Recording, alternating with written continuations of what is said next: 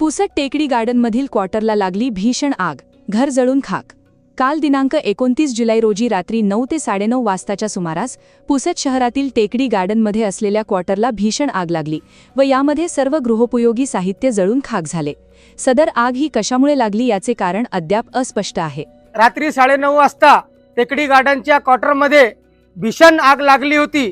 त्या क्वार्टरमध्ये 2 सिलेंडर आढळलेले आहे, परंतु भारतीय जनता पार्टीचे जिल्हा सरचिटणीस ॲडव्होकेट आदित्य माने साहेब यांच्या सतर्कपणामुळे आणि जागृतपणा ते ज्यांनी दाखवला, तर मुख्य अधिकारी यांना तत्काळ संपर्क केला, आणखीन अग्निशामक दलाला संपर्क केला आणि काही सामाजिक कार्यकर्ते यांना संपर्क करून तातडीनं अग्निशामक गाडी इथं बोलवली।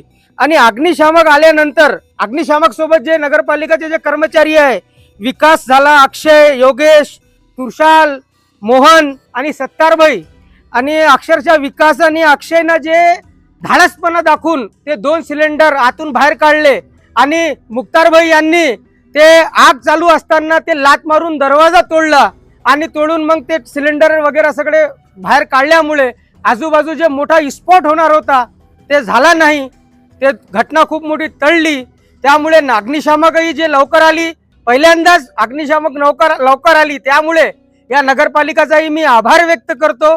आणि ॲडव्होकेट आदित्य माने साहेब यांनी जे आपला योग्य वेळी आपल्या पदाचा किंवा आपल्या जागृतपणेचा वापर करून मोठी घटना होत होती त्याला टाळण्यासाठी जे प्रयत्न केले त्यांचा मी मनापासून आभार मानतो।